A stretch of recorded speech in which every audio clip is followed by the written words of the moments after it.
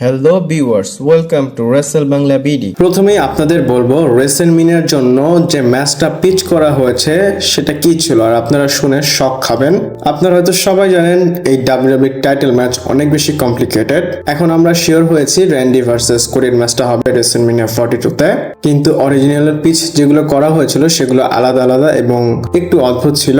তো সব থেকে একটা ম্যাসিভ পিচ আপনাদের আমি বলি, আর যেই ম্যাচটা আপনাদের বলবো সেই ম্যাচে র্যান্ডি অর্টনের নাম ছিলই না। একটা ম্যাচ পিচ করা হয়েছিল যেখানে কোডি ভার্সেস ম্যাকইন্টায়ারের ম্যাচ হবে, আর এটা অবশ্যই টাইটেলের জন্য। আর তাদের ম্যাচটা হেল ইন আ সেলের জন্য প্ল্যান ছিল। আপনাদের আমি পিডব্লিউ ইনসাইডারের আপডেট দেখাই, আপনারা হয়তো দেখতে পাচ্ছেন the original pitch for the undisputed champion match at WrestleMania 42 was Drew McIntyre versus Cody Rhodes in a Hell in a Cell match.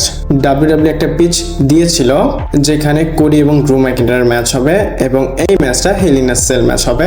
আপনারা হয়তো সবাই জানেন হেল ইন আ সেল যে একটা পিএলই হতো সেটা তারা রিটায়ার করে দিয়েছে, মানে এটা আর করবে না, কারণ এটা ভিন্স ম্যাকম্যান ক্রিয়েট করেছিল। এবং হেল ইন আ সেল ম্যাচটা নর্মালি তারা একটা পিএলইতে করে, যেটা খুবই মেজর, কখনো মেনিয়া অথবা সামার স্ল্যাম যে কোনো একটা ভালো পিএলইতে করে। এবং আপনাদের হয়তো মনে আছে লাস্টে ম্যাচ হয়েছিল Hell in a Cell match Drew McIntyre versus CM পাঙ্কের, এবং সেই ম্যাচটা খুবই ক্রেজি ছিল। আমি বলবো সেই ম্যাচটাই 1 নাম্বার ম্যাচ ছিল। এরপর আমরা এরকম 1 নাম্বার লেভেলের ম্যাচ দেখিনি। তো এই 1 নাম্বার ম্যাচ করার জন্যই ডাব্লিউডাব্লিউ কোডি এবং ড্রু ম্যাকইন্টায়ারের ম্যাচটা পিচ করেছিল। আর অবভিয়াসলি এটা এখন হবে না, কোডি রোডস চ্যাম্পিয়ন হয়েছে, ড্রু ম্যাকইন্টায়ার এই ইকুয়েশন থেকে রিমুভ হয়ে গিয়েছে। আর র্যান্ডি অর্টন কোডির ম্যাচটা তো হেল ইন আ সেল ম্যাচ হবে না, এটা করলেই বা কি। এটা কেন বললাম, কারণ তাদের ফিউড এত পার্সোনাল হয়নি যতটা ড্রু এবং কোডির হয়েছিল। আপনাদের একটা জিনিস মনে করাই, এই কথাটা আমি মানে ফুল আপডেটটা কেন বললাম, তারা কিন্তু তাদের একটা 3 স্টেজ অফ হেল ম্যাচ করিয়েছিল এবং এই হেল ম্যাচের পরেই কিন্তু ড্রু ম্যাকইন্টায়ার চ্যাম্পিয়ন হয়েছিল। আর এটার পরেও তারা ফাইনাল একটা ম্যাচ করাতে চেয়েছিল হেল ইন আ সেল ম্যাচ ড্রু এবং কোডির। আর এই ম্যাচটা হলে তাদের ফিউড এখানেই শেষ হতো, হয় ড্রু ম্যাকইন্টায়ার তার টাইটেলটা রিটার্ন করতো, না হয় কোডি রোডস নতুন আন্ডারস্পিটেড চ্যাম্পিয়ন হতো। পার্সোনালি আমি খুশি হয়েছি, কারণ এত বড় ম্যাচ দিয়ে ড্রু ম্যাকইন্টায়ার হেরে যাবে এটা থেকে ভালো একটা নর্মাল ম্যাচ দিয়ে হেরেছে, এবং হেরেছে দেখেই আমরা র্যান্ডি ভার্সেস কোডির ম্যাচটা দেখতে পারতেছি। এবং যে কটা পিচ হয়েছে মানে আপনাদের জানা উচিত সব কিছুতে কোডির নেম ছিল। একটা পিচে অর্টন ইনভলভ ছিল না, আরেকটা পিচে ড্রু ম্যাকইন্টায়ার ইনভলভ নেই, কিন্তু সবকটা পিচেই কোডি রোডস ইনভলভ আছে। আমি বলবো এই যে যা হচ্ছে এটা খুবই আপসেটিং জিনিস। এত কিসের ভালোবাসা কোডির দিকে আমি বুঝি না। বাট যে কটা ম্যাচ প্ল্যান করা হয়েছিল সেটা থেকে মেজর ম্যাচটা আপনাদের আমি জানালাম। আপনাদের এটার উপর কেমন টেক আমাকে কমেন্ট করে জানাতে পারেন। এছাড়া আপনাদের বলে দিই, আমি রেসেল বাংলা বিডি 2.0 আরো একটা চ্যানেল, এই নামে একটা চ্যানেল খুলেছি। তো আপনারা ওই চ্যানেলটাকে সাবস্ক্রাইব করবেন। এই চ্যানেলে ভিডিও না আসলে ওই চ্যানেলে পেয়ে যাবেন। এবং আপনারা আমার রেসেল বাংলা বিডি 2.0 এই চ্যানেলটা আমার চ্যানেলের ভিতরেই পেয়ে যাবেন। তো কাইন্ডলি আপনারা যারা রেগুলার ভিডিও দেখেন ওই চ্যানেলটাকে সাবস্ক্রাইব করবেন। আমার রিকোয়েস্ট, যদি আমাকে এই চ্যানেলে না পান বাই চান্স ওই চ্যানেলে পেয়ে যাবেন। এরপর রেসেলমিনিয়ার মেইন ইভেন্টের কথা বলবো। আর রেসেলমিনিয়ার মেইন ইভেন্ট অফিসিয়ালি সেট হয়ে গিয়েছে। আমি দুইটা মেইন ইভেন্টের কথা বলতেছি। নাইট 2 এর জানি রোমান রেইন্স এবং সিএম পাঙ্ক তারা মেইন ইভেন্ট করবে, এবং নাইট 1 এ কোডি রোডস আর র্যান্ডি অর্টনের ম্যাচ হবে। এবং এই যে দুইটা ম্যাচ হবে, এই দুইটা ম্যাচই কিন্তু আনপ্রেডিক্টেবল। যদি রোমান রেইন্সের এবং পাঙ্কের ম্যাচ দেখেন বোঝা যাচ্ছে না এই ম্যাচে কে জিতবে। হ্যাঁ, রোমান রেইন্সের ইকুয়াল চান্স আছে এই ম্যাচটা জেতার, কিন্তু সিএম পাঙ্কও কম না। তারপর যদি র্যান্ডি অর্টন কোডি রোডসের সিনটা দেখেন সেখানেও সেম। এখানে কে জিতবে ডাইরেক্ট বলতে পারবো না, র্যান্ডি অর্টন জিতবে, আবার বলতে পারবো না কোডি রোডস রিটার্ন করে নিবে। আর রেসেলমিনিয়ার নাইট 2 এর যে ম্যাচটা হবে রোমান পাঙ্ক দুইজনই টুইনার, এমন না যে একজন হিল একজন ফেস। আবার র্যান্ডি অর্টন এবং কোডি রোডসের কথা যদি বলি, দুইজনই বেবি ফেস। হিল আমরা এই বছরের নাইট 1 নাইট 2 তে দেখতে পারতেছি না। আপনাদের মতামত কি আমাকে কমেন্ট করে জানাতে পারেন। এরপর আমরা কথা বলবো প্যাট ম্যাকেফির বিষয়। এবং প্যাট ম্যাকেফি কমেন্ট করে তার ডাব্লিউডাব্লিউ রিটার্ন নিয়ে, আর তার কথাটা শুনে আমার একটু অদ্ভুত সাউন্ড লেগেছে। আপনারা তো দেখতেই পাচ্ছেন এই কথা সে ইনস্টাগ্রামে বলেছে। প্যাট ম্যাকেফি বলতেছে যে বিজনেস মানে ডাব্লিউডাব্লিউ এখন যেভাবে চলতেছে তার মনে হয় তাকে ছেড়ে ডাব্লিউডাব্লিউ আগে গিয়েছে এবং সে পিছনে পড়ে আছে। সে মনে করতেছে তার যে স্পিড সেটা সে লুজ করেছে এবং এই লুজের কারণে ডাব্লিউডাব্লিউ আগে চলে গিয়েছে তাকে ছেড়ে। এবং সে বলে যে আমার মনে হয় না এখন আমি ডাব্লিউডাব্লিউতে আবার আসব। সে সবসময় কথা বলতেছে না, সে এখন কারেন্টলি যেটা হচ্ছে সেটা নিয়ে বলতেছে।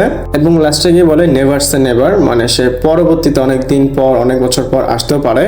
আমি বলবো প্যাট ম্যাকাফির যে মেইন হাইপ ছিল সেটা রেসলম্যানিয়া 38-এই ছিল। সেই সময় সে নতুন এসেছে, তারপর সে কমেন্ট্রি করলো, সেখানেও ভালো একটা হাইপ চলে এসেছিল। বাট আস্তে আস্তে হাইপটা কমে গিয়েছিল, মাঝখানে অনেক কন্ট্রোভার্সিও হয়েছে এবং অনেক আউটরেসও করেছে, বলতেছিল যে প্যাট ম্যাকাফি ওভার অ্যাক্টিং করে এক্সেট্রা। বাট এখন প্যাট ম্যাকাফি আসবে না, সেটা সে নিজেই বলে দিয়েছে, আপনাদের আমি জানিয়ে দিলাম। এরপর ড্রু ম্যাকিন্টায়ারের বিষয়ে কথা বলবো। আর ড্রু ম্যাকিন্টায়ার হারার পর একটা টুইট করেছিল, সেটা আপনাদের দেখাতে আমি ভুলে গিয়েছি, তো সেটা আপনাদের দেখিয়ে দেই। এবং সে একটা ডিসলাইকের টুইট দেয়, একটা কথাও সে বলেনি। আর আমি যদি অনেস্টলি বলি, ম্যাকিন্টায়ারের বলার আসলে কিছুই নেই। ম্যাকিন্টায়ার বলবে এমন কিছু রাখেইনি ডাব্লিউডাব্লিউই, সে জাস্ট একটা ডিসলাইক দিয়েছে। আর এটা কেন দিয়েছে জানেন? কোডি যে চ্যাম্পিয়নশিপ জিতলো এটার ভিডিওতে অনেক ডিসলাইক হয়েছে, এর জন্য সে টুইটটা করেছে। এবং এরকম টুইট প্রত্যেকটা ফ্যান টুইট করতেছে, মানে যাদের ব্রেন আছে তারা এটা টুইট করতেছে এবং যাদের ব্রেন আছে তারাও ডিসলাইক দিয়েছে, আমিও দিয়েছি, দেখলাম আপনারা কমেন্টে অনেকেই লিখেছেন, আপনারাও দিয়েছেন। আর ডাব্লিউডাব্লিউর মাথায় এটা ঢুকতেছে না। এছাড়া আপনাদের আরো একটা আপডেট দিয়ে দিই, ড্রু ম্যাকিন্টায়ারের সাথে জেকা ফাটোর একটা ম্যাচ হবে এবং এটা রেসলম্যানিয়াতে হবে, কারণ জেকা ফাটো তাকে কস্ট করিয়েছে। এই আপডেটটা PW ইনসাইডার থেকে এসেছে এবং এই ম্যাচের রেজাল্টটাও আমরা সবাই জানি, ড্রু ম্যাকিন্টায়ার এই ম্যাচে হারবে। আর হারার পর সে অনেক দিনের জন্য টাইম অফ নিবে, সে মুভি শুটিং করতে যাবে। সবকিছু মিলিয়ে ড্রু ম্যাকিন্টায়ারের অবস্থা খুবই খারাপ, আপনারা ডাব্লিউডাব্লিউ থেকে তাকে চলে যেতে দেখতে পারবেন। আপনাদের মতামত কি আমাকে কমেন্ট করে জানাতে পারেন। এরপর আপনাদের রেসলম্যানিয়া 42 এর ম্যাচ কার্ড বলবো। আর এই আপডেটটা বডি স্ল্যাম থেকে এসেছে, বলা হচ্ছে sources indicated that WrestleMania 42 will feature at least 14 matches over the 2 nights. Another source indicated that the card could have a solid 16 matches this year with the earliest start time that was announced recently. তো আমি আপনাদের কালকে বলেছিলাম, কালকে অথবা পরশুদিন, total 6টা match women's 6টা ম্যাচ হবে এবং 5টা ম্যাচ লক, সেটা আপনাদের ব্যাখ্যা করে বলেছিলাম। তো 6টা ম্যাচ যদি উইমেন্সদের হয়, এর থেকে বেশি তো মেন্সদের হবে, যেমন রোমান CM পাঙ্কের ম্যাচ হবে, তারপর কোডি র্যান্ডি অর্টনের ম্যাচ হবে, তারপর সেথ রলিন্সের ম্যাচ হবে, ব্রক লেসনারের ম্যাচ হবে, men's intercontinental title match, men's US championship match, এগুলো তো বেসিক ম্যাচ, এগুলো হবেই। তো ডাব্লিউডাব্লিউ কতগুলো ম্যাচ করাবে? ওই দিক দিয়ে 6টা, এই দিক দিয়ে 6টা, 12টা তো অলরেডি কনফার্ম। এবং আপনাদের মনে আছে আমি আপডেটে বলেছিলাম স্টার্ট টাইম তারা 1 ঘন্টা সামনে এনেছে এবং শোটা লম্বাও হতে পারে। সবকিছু মিলিয়ে 14 থেকে 16টা ম্যাচ ডাব্লিউডাব্লিউ রেসলম্যানিয়াতে করাবে। আমার কাছে মনে হয় 16টা ম্যাচই তারা করাবে এবং এই বছরের রেসলম্যানিয়াটা অনেক বেশি লম্বা হবে এবং অনেক বছর পর রেসলম্যানিয়াতে এতগুলো ম্যাচ হচ্ছে। 2টা নাইটে যদি আমরা ডিভাইড করি, এক একটা নাইটে 8টা করে ম্যাচ হবে, 3টা উইমেন্স ম্যাচ এবং বাকি 5টা মেন্স ম্যাচ। আমার কাছে মনে হচ্ছে মেনিয়ার জন্য এগুলো ঠিকঠাক ম্যাচ। আপনাদের কাছে কি মনে হয় আমাকে কমেন্ট করে জানাতে পারেন। এরপর রোমান রিন্সের বিষয়ে কথা বলবো, আর আপনারা এটা একটু লাইটলি নেবেন, কেউ পার্সোনালি নেবেন না। তো রোমান রিন্সের এই ছবিটা আপনারা দেখেছেন, ধরেন যদি রোমান রিন্স সত্যি CM পাঙ্কের কাছ থেকে টাইটেলটা নেয় এবং ট্রেন্ড ফলো করে এইভাবে একটা সেলফি পোস্ট করে, তাহলে লকার রুমের সবাই চুপ। ওই দিক দিয়ে সে ক্যাপশন লিখেছে, মানে ক্যাপশন লিখে আমাদের বলতেছে I told you all acknowledge me, এবং পরে লিখেছে সরি পাঙ্ক, এটা ব্লাড লাইন প্রপার্টি। তাহলে কেমন হবে? সত্যি যদি রোমান রিন্স চ্যাম্পিয়নশিপ জিতে এইভাবে ছবি তুলে, ইন্টারনেট একদম ব্রেক হয়ে যাবে। তো মজার জন্য আমি এই জিনিসটা আপনাদের দেখালাম। আপনাদের কেমন লেগেছে আমাকে কমেন্ট করে জানাতে পারেন। ভিডিওটা এই পর্যন্ত ছিল, ভালো লাগলে লাইক, কমেন্ট, শেয়ার, সাবস্ক্রাইব করে পাশে থাকবেন। পরবর্তী ভিডিওতে আবার দেখা হচ্ছে।